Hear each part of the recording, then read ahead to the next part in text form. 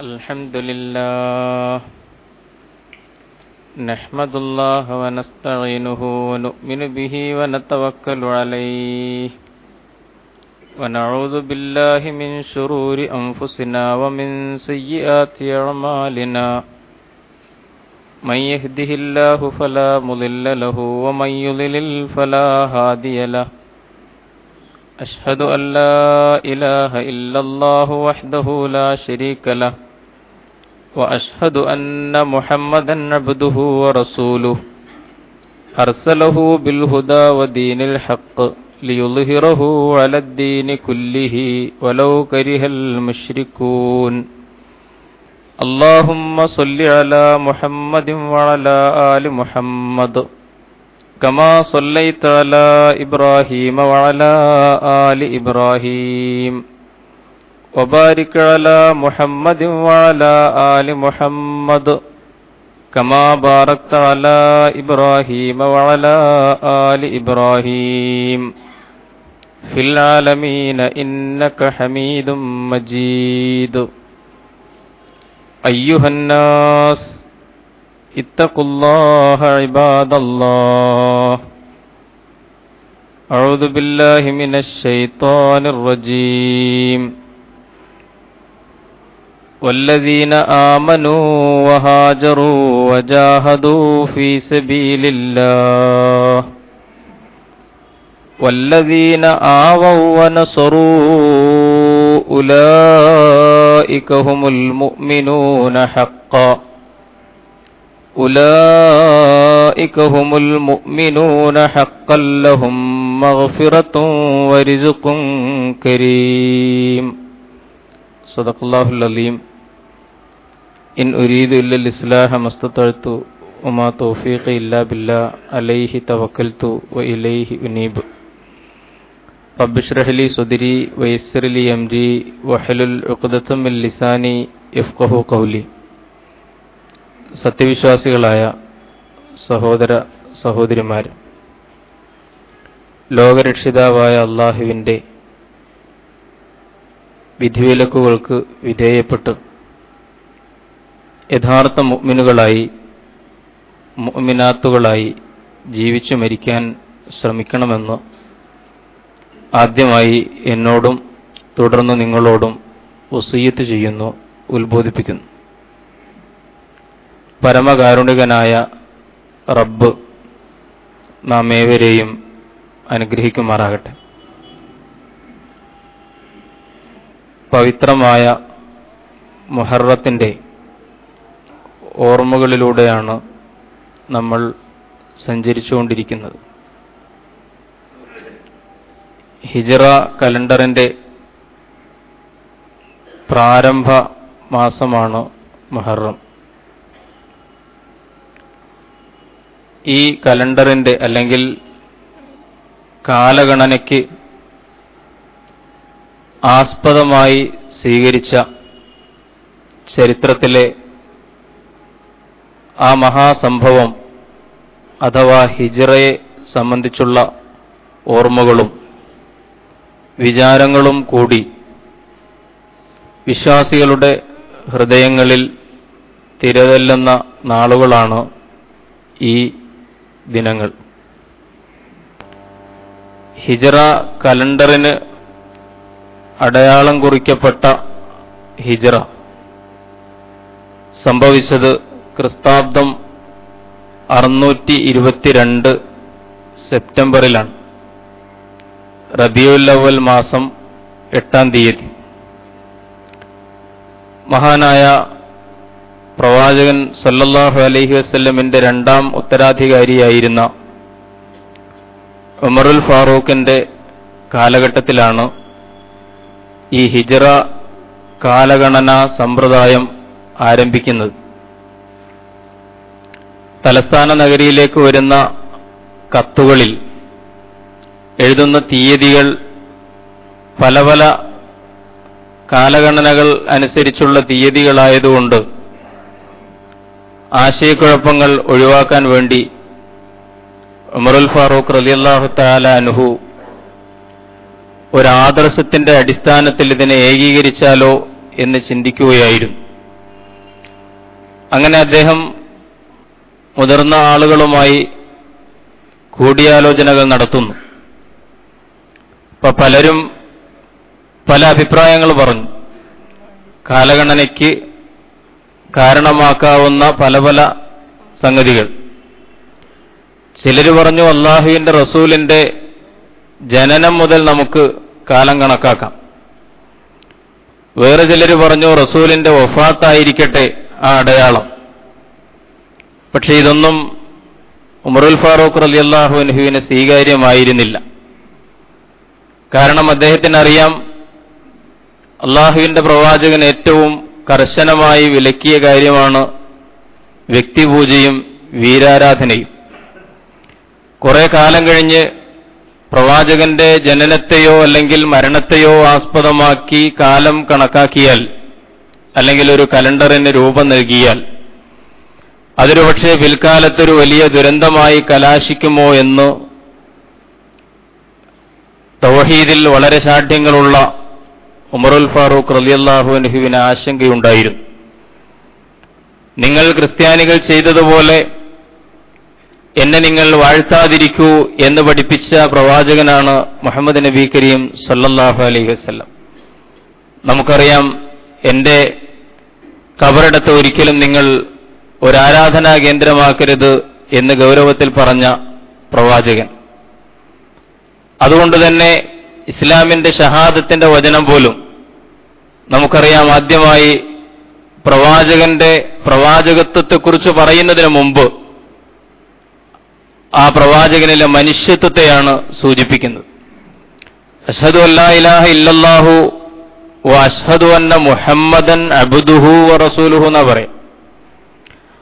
വ അഷ്ഹദു അന്ന മുഹമ്മദൻ അബ്ദുഹു വ റസൂലുഹു, അള്ളാഹുവിന്റെ അടിമയും പ്രവാചകനുമായ മുഹമ്മദ് നബിയിൽ.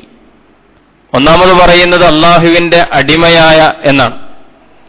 അതുകൊണ്ട് ഇസ്ലാമിന്റെ അന്തസത്തയോട് ചേർന്നതായിരിക്കുകയില്ല അത്തരം കാലഗണനകൾ എന്ന് തിരിച്ചറിഞ്ഞുകൊണ്ട് മഹാനായ ഖലീഫ ഉമറുൽ ഫാറൂഖ് റളിയല്ലാഹു അൻഹു ആ നിർദ്ദേശങ്ങളൊക്കെ നിരാകരിച്ചു.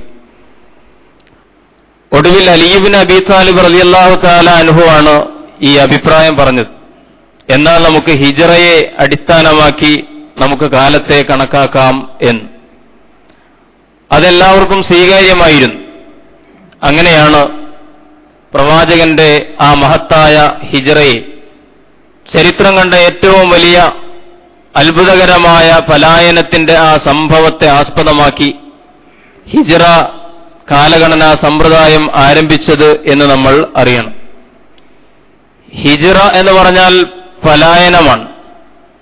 പലായനത്തിന്റെ ചരിത്രമാണ് മനുഷ്യരാശിയുടെ ചരിത്രം.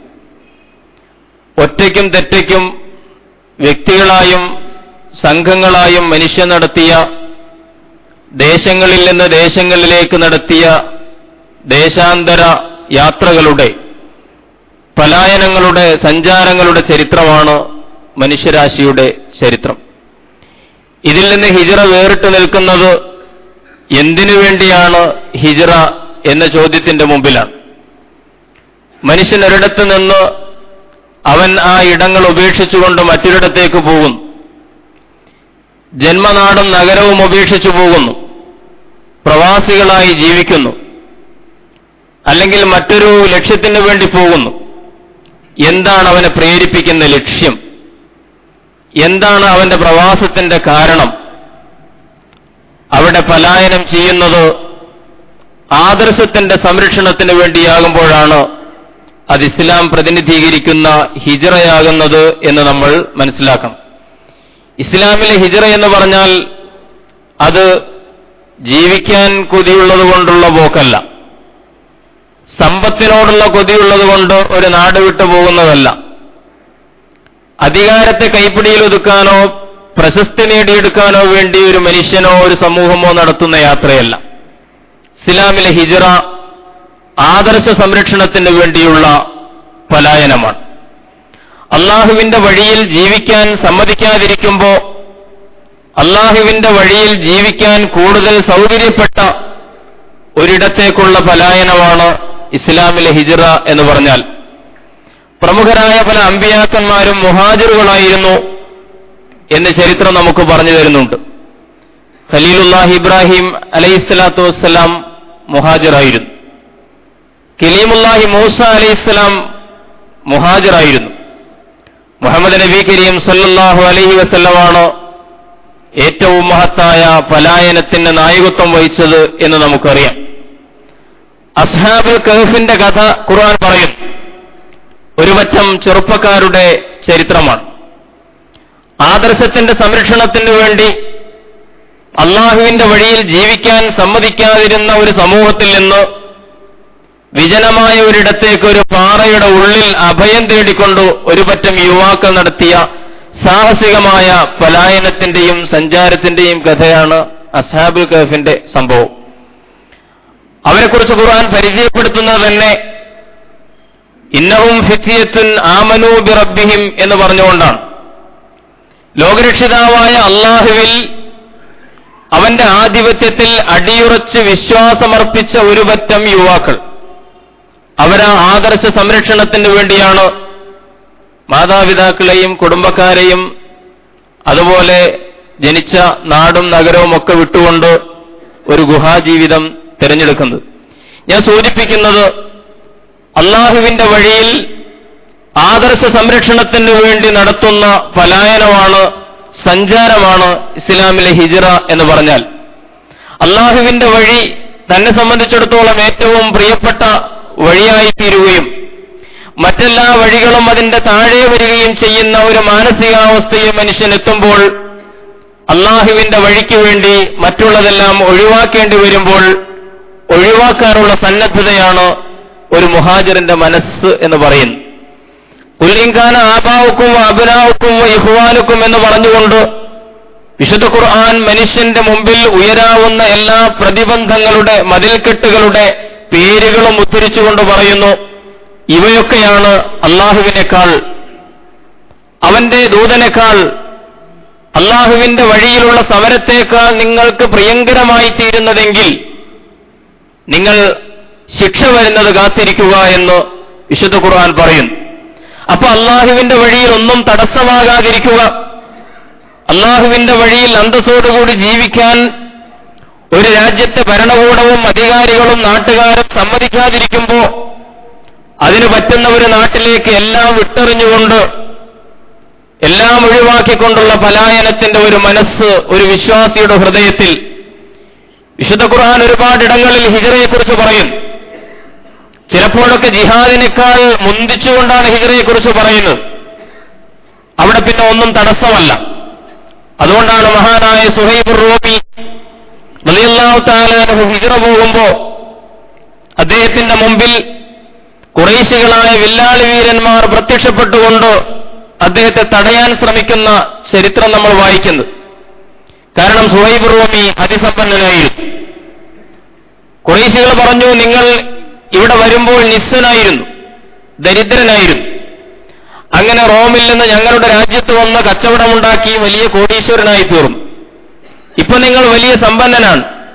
എന്നിട്ട് ഈ സമ്പത്തുമായി നാട്ടിൽ നിന്ന് കടന്നു കളയാൻ ഞങ്ങൾ സമ്മതിക്കുകയില്ല. സുഹൈബ് റൂമിയുടെ ചോദ്യം, അല്ല എന്റെ സമ്പത്തെല്ലാം വിട്ടു തന്നാൽ അള്ളാഹുവിന്റെ വഴിയിൽ പോകാൻ എന്നെ നിങ്ങൾ അനുവദിക്കുമോ? ശരി, നിന്റെ എല്ലാ സമ്പാദ്യങ്ങളും വിട്ടു തന്നാൽ അനുവദിക്കാം. സുഹൈബ് റൂമി രണ്ടാമതൊന്നും ചിന്തിക്കുന്നില്ല. അദ്ദേഹം എല്ലാ വിവരങ്ങളും പകർന്നു കൊടുക്കുകയാണ്. ഉയർന്ന ഒരു കുന്നിൽ നിൽക്കുകയാണ് സുഹൈബ്. ഖുറൈശികളോട് അദ്ദേഹം പറഞ്ഞു, ഇതാ എന്റെ ഇത്ര സമ്പത്ത് ഇന്നയിടത്തുണ്ട്, ഇന്ന സ്ഥലങ്ങളിൽ നിക്ഷേപങ്ങളുണ്ട് എന്നെല്ലാം പറഞ്ഞുകൊണ്ട് അദ്ദേഹം ഉടുതുണി മാത്രം ഉടുത്തിരുന്ന വസ്ത്രം മാത്രം ധരിച്ചുകൊണ്ട് കയ്യിൽ കരുതിയ ആ വില്ല് മാത്രം